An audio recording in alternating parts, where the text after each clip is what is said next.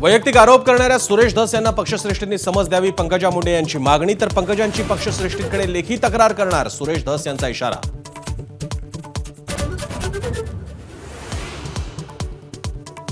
वाल्मिक कराडचे गुंड आपल्याला मारून टाकतील, हत्येच्या आदल्या दिवशी संतोष देशमुखांचं वक्तव्य. पत्नी अश्विनी देशमुखांचा जबाबात दावा. विष्णू चाटेचा फोन आल्यावर देशमुखांकडून भीती व्यक्त.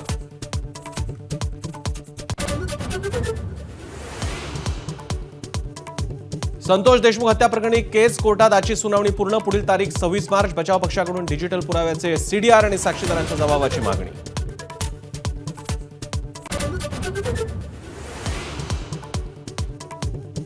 संतोष देशमुख हत्याकांडातील फरार आरोपी कृष्णा आंधळे नाशिकमध्ये असल्याचा स्थानिकांचा दावा. नाशिक पोलिसांकडून सर्च ऑपरेशन.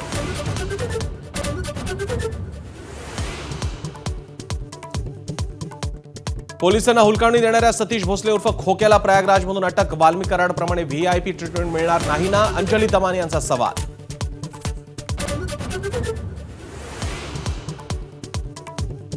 प्रशांत कोरटकरला कोल्हापूर सत्र न्यायालयाचा 17 मार्चपर्यंत अटकेपासून दिलासा. सुनावणीला प्रत्यक्ष उपस्थित राहण्याची आवश्यकता नसल्याचं कोर्टाकडून स्पष्ट.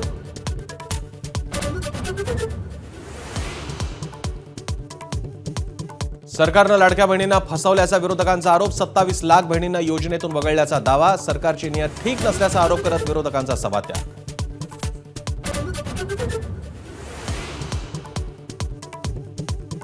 सभागृहात गाजला बनावट पनीरचा मुद्दा. आमदार विक्रमसिंह पाचपुतेंनी बनावट पनीर आणून ठेवलं सभागृहाचं लक्ष. उपमुख्यमंत्री अजित पवारांकडून कारवाईचा इशारा.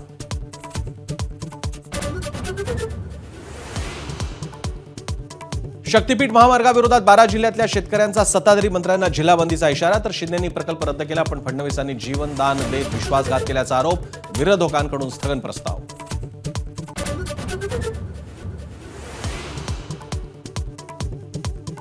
सोलापूरच्या माळशिरसमध्ये तरुणाची निर्घृण हत्या. निर्वस्त्र करून मारहाण आणि सळीचे चटके. अनैतिक संबंधातून अमानुष हत्या झाल्याचा संशय. एका तरुणीसह अल्पवयीन मुलगा ताब्यात.